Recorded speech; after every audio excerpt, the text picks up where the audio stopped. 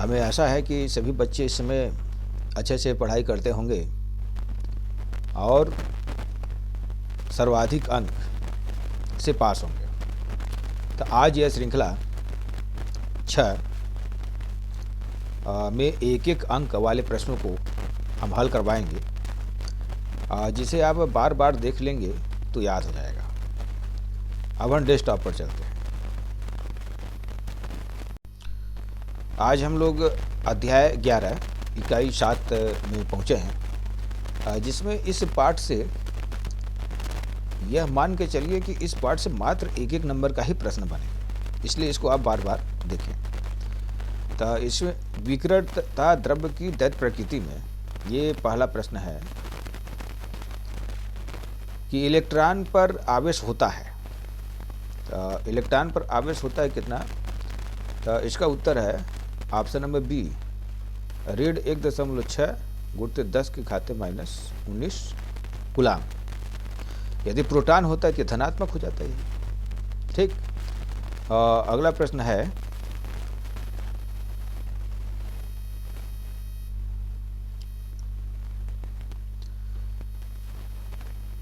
विभवांतर 10 वोल्ट असे त्वरित इलेक्ट्रॉन द्वारा अर्जित ऊर्जा होती है।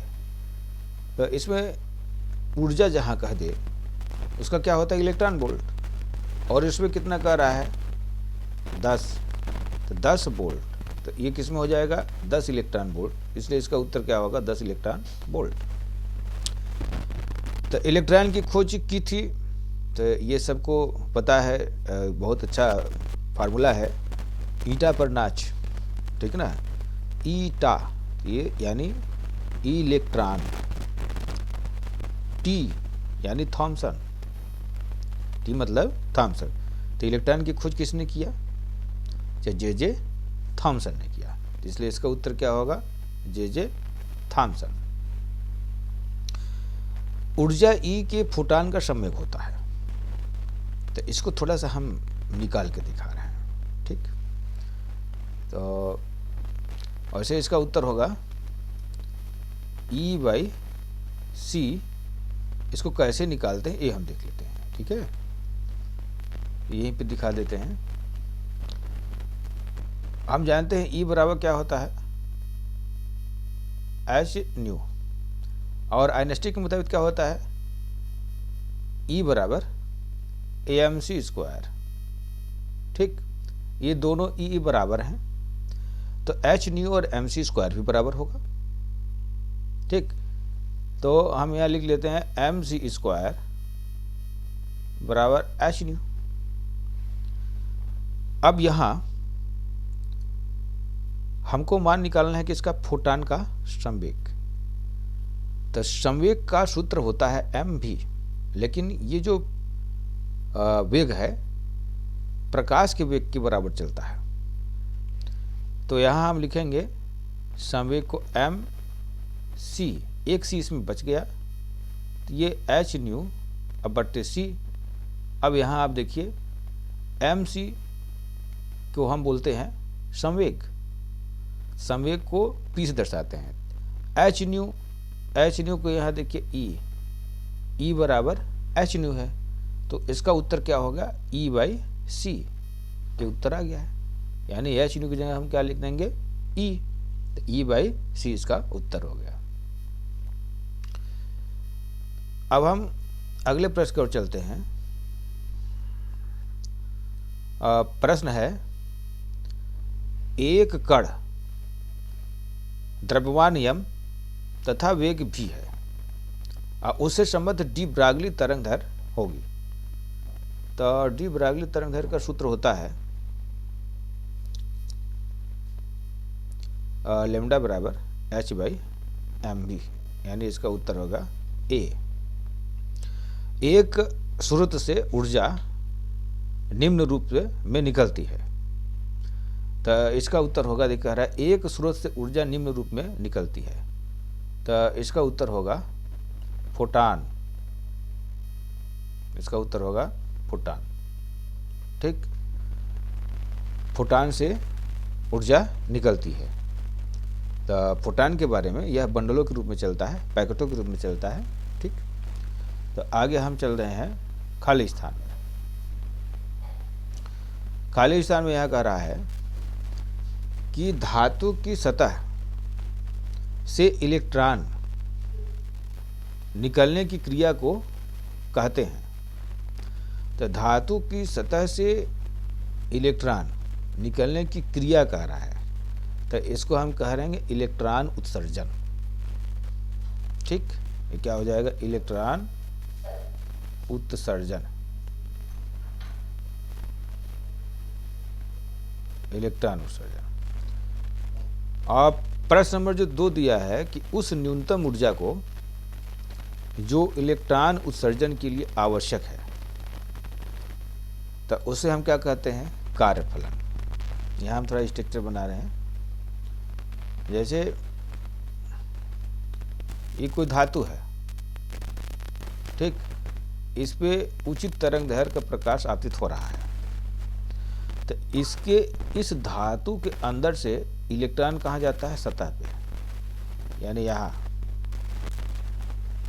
तो ये जो यहाँ से इलेक्ट्रॉन यानी अंदर से सतह तक जाने के लिए जो ऊर्जा की आवश्यकता होती है वही पूछ रहा है।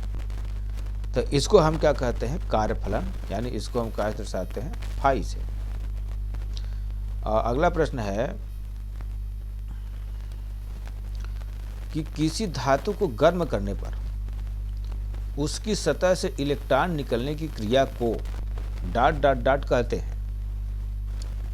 तो तापायनिक उत्सर्जन है। जैसे कोई बैटरी है, डिस्चार्ज हो जाती है, उसको आप थोड़ा सा गर्म कर देते हैं, तो जो इलेक्ट्रॉन मृत होते हैं वह ऊर्जा प्राप्त कर लेते हैं। तो किसके माध्यम से प्राप्त कर रहे हैं? ताप के माध्यम से। तो वही चीज़ कह रहा है कि किसी धातु को गर्म करने पर उसकी सतह से इलेक्ट्रॉन निकलने की क्रिया को, तो ये हम क्या कहते हैं? ताप आयनिक उत्सर्जन कहते हैं। तो यहाँ इसका उत्तर क्या हो जाएगा? ताप आयनिक उत्सर्जन। प्रश्न नंबर हम 4 में चलते हैं। प्रश्न कह रहा है कि प्रकाश के प्रभाव से किसी धातु से इलेक्ट्रॉन उत्सर्जित होने की घटना को ... कहते हैं। यहाँ पे प्रकाश के प्रभाव से, ठीक, किसी धातु से इलेक्ट्रॉन उत्सर्जित होने की घटना को, यहाँ पे स्पष्ट कह रहा है, देखिए, प्रकाश के प्रभाव से। अब क्या उत्पन्न हो रहा है धातु से? इलेक्ट्रॉन। तो हम इसको क्या कहेंगे? प्रकाश विद्युत प्रभाव कहते हैं। क्या कहेंगे इसको? प्रकाश विद्युत प्रभाव कहते हैं। अब अगला प्रश्न है प्रश्न नंबर 5 में कह रहा है कि लेनार्ड के प्रयोग में प्रकाश विद्युत धारा के अधिकतम मान को ... कहते हैं। प्रश्न नंबर 5, लेनार्ड के प्रयोग में प्रकाश विद्युत धारा के अधिकतम मान को हम क्या कहते हैं? इसको आप याद कर लीजिए, परिभाषा ही है संतृप्त धारा। संतृप्त धारा कहते हैं इसको, ठीक। प्रश्न नंबर जो 6 है, लेनार्ड के प्रयोग में संग्राहक प्लेट के उस ऋणात्मक विभव को जिस पर प्रकाश विद्युत धारा का मान 0 होता है, उसे क्या कहते हैं हम? निरोधी विभव। थोड़ा सा यहाँ चर्चा करते हैं। ये ऐसे करके रहता है, और यहाँ ये ऐसे करके बना रहता है, यहाँ से आपतित होता है, ठीक। तो ये कह रहा है कि संग्राहक प्लेट के ऋणात्मक विभव को जिस प्रकाश विद्युत धारा का मान 0 होता है, यानी इसमें से अभी धारा नहीं बह रहा है। जब कोई धारा बह ही नहीं रहा है तो इसका मान का जैसे हम क्या कहते हैं? निरोधी विभव। ये कई बार प्रश्न आया है, इसको हम क्या कहते हैं? निरोधी विभव। प्रश्न नंबर 7 पे चलते हैं। 7 कह रहा है डॉट डॉट डॉट वह न्यूनतम आवृत्ति है जिससे कम आवृत्ति के प्रकाश से धातु सतह से प्रकाश इलेक्ट्रॉन उत्सर्जित नहीं होते, चाहे प्रकाश की तीव्रता कितनी ही हो। तो इसको हम कई बार अभी ऊपर ही चर्चा कर चुके हैं। वह न्यूनतम आवृत्ति है, डॉट डॉट जो कह रहा है साथ में, इसको हम क्या कहते हैं, जो जैसे ये मान लीजिए कि धातु है और उस पर प्रकाश आपतित हो रहा है, तो धातु के अंदर से इलेक्ट्रॉन जो सतह पे आते हैं तो क्या होना चाहिए उसको, कि वह न्यूनतम आवृत्ति है जो कह रहा है कि उससे कम, यानी अगर उस आवृत्ति से कम हो तो वह सतह पर नहीं जा सकता। तो इसको ये क्या कहते हैं हम, देहली आवृत्ति। ये क्या कहते हैं, देहली आवृत्ति। ठीक है ना, इसको क्या कहते हैं, देहली आवृत्ति। आप देहली भर याद कर लीजिए, ठीक, देहली आवृत्ति। अब प्रश्न नंबर जो 8 में दिया है, आपतित प्रकाश की वह न्यूनतम ऊर्जा जो किसी धातु से प्रकाश इलेक्ट्रॉन के उत्सर्जन के लिए आवश्यक होती है, उस धातु का डॉट डॉट डॉट कहलाता है। तो ये कह रहा है कि ये मान लीजिए धातु है और यहाँ से ऐसे प्रकाश आ रही है, ठीक, यानी वही अंदर से सतह तक लाने में उसको हम क्या कहते हैं, कार्यफलन। उसको हम क्या दर्शाते हैं, फाई से, ठीक, क्या कहते हैं इसको, कार्यफलन कहलाता है। प्रश्न नंबर 9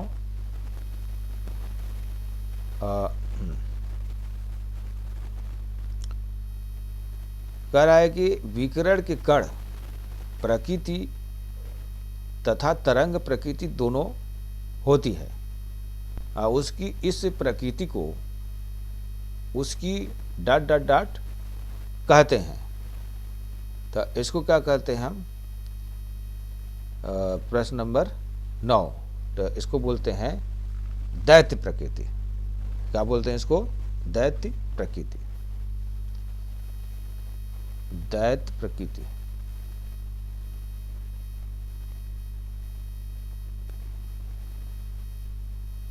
ठीक। अब प्रश्न नंबर 10 में चलते हैं। प्रत्येक गतिशील कण के साथ तरंग संबंध होती है जिसे डॉट डॉट डॉट कहते हैं। ये 2019 में आया भी है। तो डी ब्रागली तरंग का ये परिभाषा ही है। जैसे ये कोई तरंग चल रहा है, इस तरंग के साथ क्या है, कण भी सम्मिलित है, यानी कण के साथ तरंग चल रहा है, ऐसे ऐसे ऐसे, ठीक। तो इसको हम क्या कहते हैं, डी ब्रागली तरंग, डी ब्रागली तरंग कहते हैं। अब प्रश्न नंबर जो 11 दिया है, एक electron volt dot dot dot कितना जूल, ये ऊपर में ही चर्चा हो चुका है, तब भी इसका मान हम फिर बता रहे हैं। 1.6 गुणते 10 के घाते -19 जूल, यानी 1.6 गुणते 10 के घाते -19 जूल होता है। अब प्रश्न 12 जो है, इलेक्ट्रॉन का विराम द्रव्यमान, तो इलेक्ट्रॉन का विराम द्रव्यमान होता है, तो इसका मान होगा 9.1 गुणते 10 के घाते -31 किलोग्राम, यानी इसको आप लिख देते हैं 9.1 गुणते 10 के घाते -31 किलोग्राम, ठीक। प्रश्न नंबर जो 13 है, आगे खिसका लेते हैं, ठीक। उस न्यूनतम आवृत्ति को जिसके द्वारा किसी धातु की सतह से इलेक्ट्रॉन उत्सर्जन संभव होता है उसे डॉट डॉट डॉट कहते हैं। ये प्रश्न ऊपर रिपीट ही है।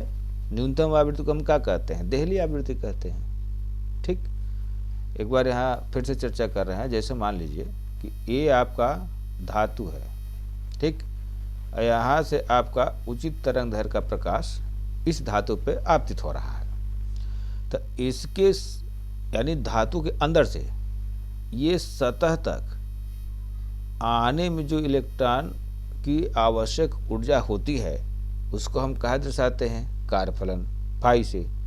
और इसी को हम क्या कहते हैं? देहली आवृत्ति। ठीक है। अब अगला प्रश्न है, द्रव्य तरंगों की परिकल्पना डॉट डॉट डॉट ने की थी। तो द्रव्य तरंगों की परिकल्पना यानी ऐसे करके ये तरंगों के साथ कण संलिप्त होता है। द्रव्य तरंगों की परिकल्पना किसने किया था? डी ब्रागली ने किया था। तो इसका उत्तर क्या हो गया? D Broglie. D Broglie. ठीक। अब प्रश्न नंबर हम 15 में चलते हैं। प्रकाश इलेक्ट्रॉन की गतिज ऊर्जा आपतित प्रकाश की डॉट डॉट डॉट पर निर्भर करती है। इलेक्ट्रॉन की गतिज ऊर्जा, यहाँ पे ध्यान देना है, प्रकाश की किस पर निर्भर करती है? तो आवृत्ति पर निर्भर करती है। आवृत्ति को कहा दर्शाते हैं? म्यू से। ये अब प्रश्न नंबर जो 16 है, इसमें कह रहा है कि इलेक्ट्रॉन के विशिष्ट आवेश का एसआई पद्धति में डॉट डॉट डॉट कूलाम प्रति किलोग्राम होता है। तो इसका मान हम एसआई पद्धति में कूलाम प्रति किलोग्राम जो कह रहा है इसको अब लिख देते हैं 1.76 गुणित 10 की घाते 11 10 की घाते 11 कूलाम प्रति किलोग्राम होता है। प्रश्न नंबर जो 17 है कि उच्च तरंगों की खोज डॉट डॉट डॉट ने की थी, तो ये डी ब्रागली ही होगा। इसका भी उत्तर क्या होगा? डी ब्रागली ने की थी। अब हम सही जोड़ी में चलते हैं।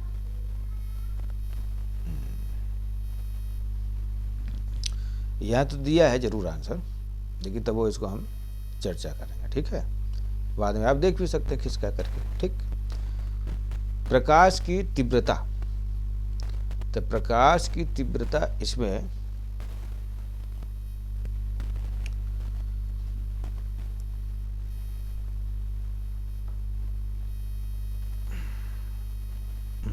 ठीक,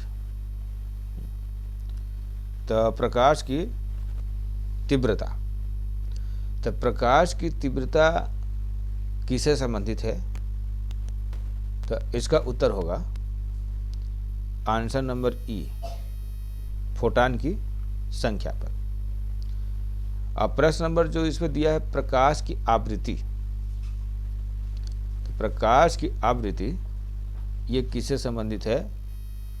फोटॉन की आवृत्ति पर। और जो प्रश्न नंबर 3 है देहली आवृत्ति, तो देहली आवृत्ति का उत्तर होगा ऑप्शन नंबर डी, प्रकाश इलेक्ट्रॉन उत्सर्जन के लिए न्यूनतम आवृत्ति। अब प्रश्न नंबर जो 4 है कार्यफलन, तो इसका उत्तर होगा गतिशील कण। अब एक ठो बचा है द्रव्य तरंग, तो द्रव्य तरंग थोड़ा गलत हो गया है, फिर पीछे चल रहा है। ठीक, एक बार मिला देते हैं। प्रकाश की तीव्रता, ठीक है, प्रकाश की तीव्रता, तो इसका उत्तर क्या होगा आपका? ई, फोटॉन की संख्या पर।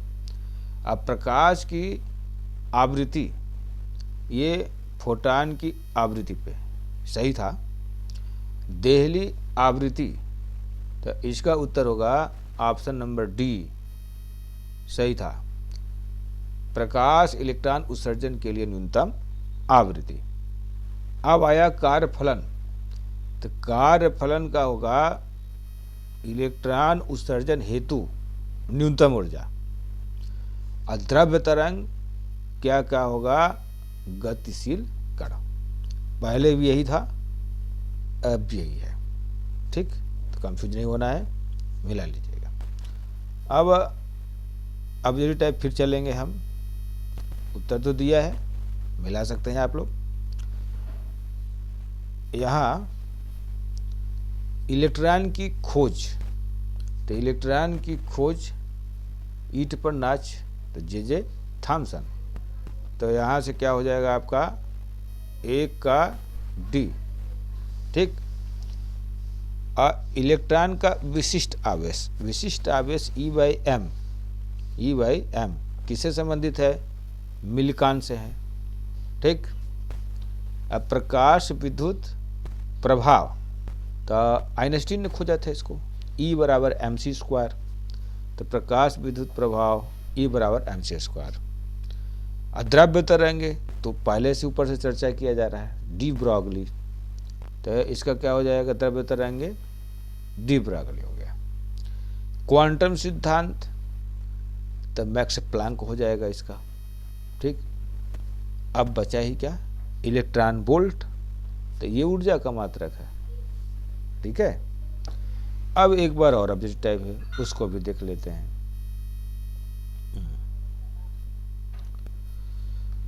प्लैंक, वही ऊपर वाला प्रश्न रिपीटेड है, ठीक है। तो प्लैंक का क्या होगा, फोटॉन होगा। आइंस्टीन, अभी हम लोग पढ़े थे, आइंस्टीन E = mc²। ये किसका है, प्रकाश विद्युत प्रभाव, तो ये बी नंबर। डी ब्रॉगली द्रव्य तरंगे, ठीक, आप डी नंबर। अब थॉमसन ईंट पर नाच इलेक्ट्रॉन की खोज, वही चीज है, ठीक। अब हम आते हैं सत्य और असत्य में। सत्य असत्य नहीं है, एक वाक्य में उत्तर दीजिए, ठीक। पहला प्रश्न है कि प्रकाश विद्युत प्रभाव की खोज किसने की थी। तो आप सीधा सीधा हर्टज लिख लीजिए, ठीक। वैसे पूरा नाम इसका है हेनरिक रुडोल्फ हर्टज, लेकिन आप हर्टज ही याद करिए, ठीक है। हर्टज, पूरा नाम क्या है हर्टज का, हेनरिक रुडोल्फ हर्टज। इलेक्ट्रॉन की खोज किसने की थी, सबको पता है, ईटा पर नाच थॉमसन, ठीक। लेकिन आप थॉमसन भी लिख देंगे तो वो सही है, ठीक। और वैसे जे थॉमसन होता है, ठीक। और तीसरा नंबर, विकिरण की कण प्रकृति को प्रदर्शित करने वाले परिघटनाओं के नाम लिखिए। तो विकिरण के कण, ये सब क्या है, प्रकाश विद्युत प्रभाव है। आप प्रकाश विद्युत प्रभाव लिख दीजिए, प्रकाश विद्युत प्रभाव। प्रश्न नंबर 4 है, उत्सर्जित प्रकाश इलेक्ट्रॉनों का अधिकतम वेग किन कारकों पर निर्भर करता है। तो देखिए, दो कारक निर्भर देखिए, पहला आवृत्ति पर और दूसरा कार्यफलन पर। तो आवृत्ति को न्यू से दर्शाते हैं और कार्यफलन को फाई से दर्शाते हैं, ठीक। प्रश्न नंबर 5 है, प्रकाश विद्युत प्रभाव की व्याख्या सर्वप्रथम किसने की थी। तो प्रकाश विद्युत प्रभाव की व्याख्या सर्वप्रथम आइंस्टीन ने की थी, E = ठीक, आइंस्टीन, ठीक। अब अगला प्रश्न है,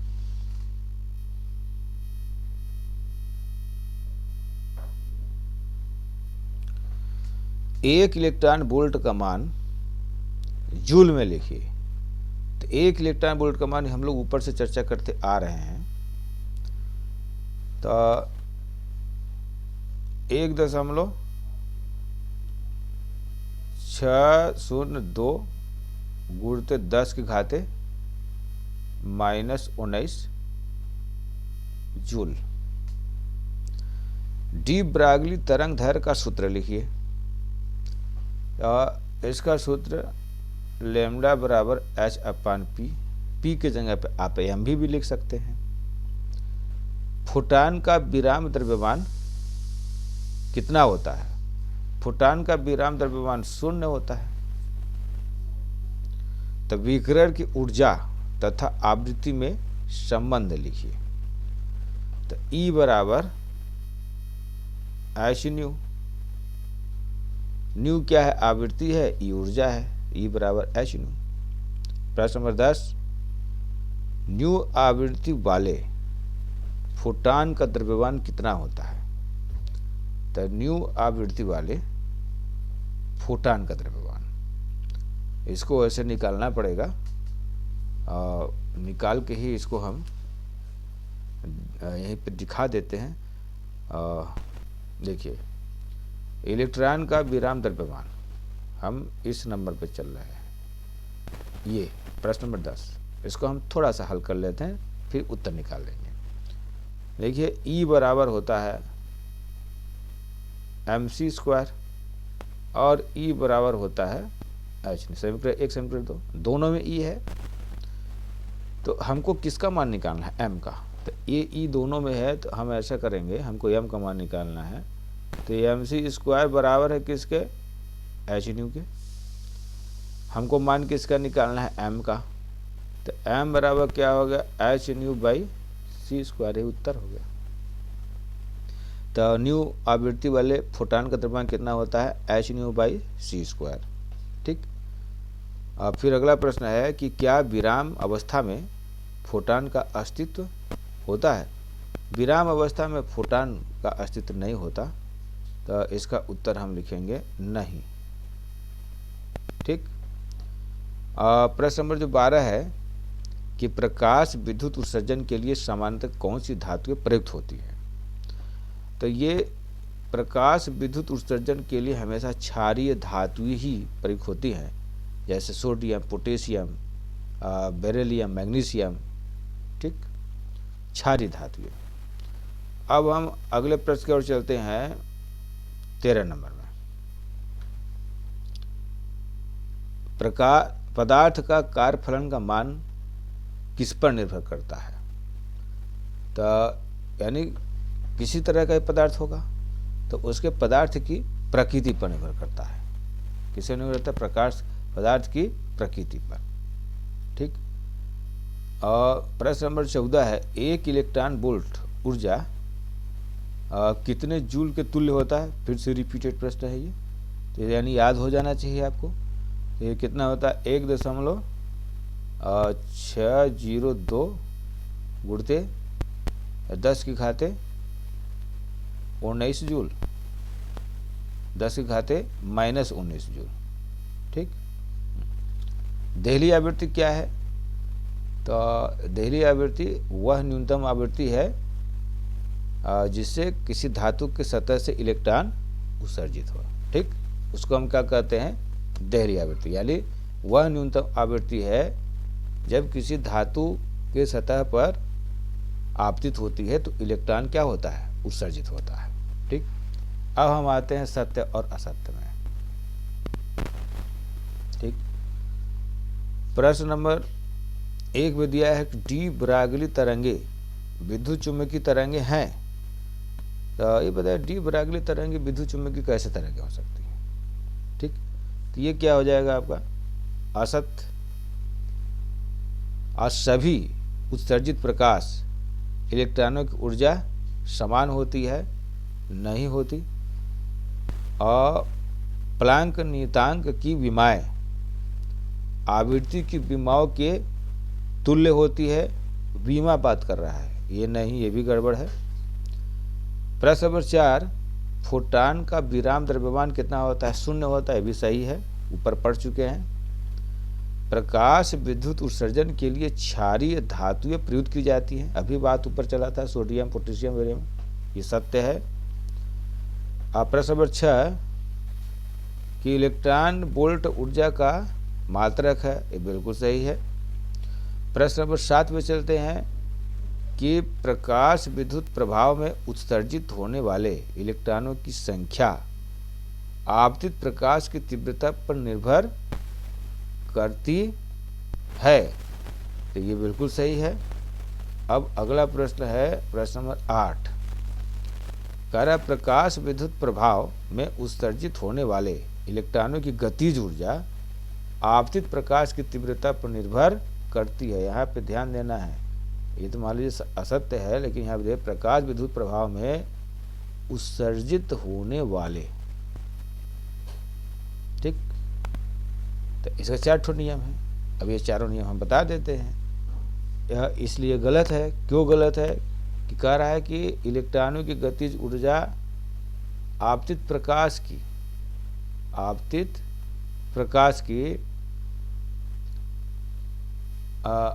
आवृत्ति, तो यहाँ पे आपतित प्रकाश की आवृत्ति नहीं होना चाहिए, यहाँ पर होना चाहिए था विकिरण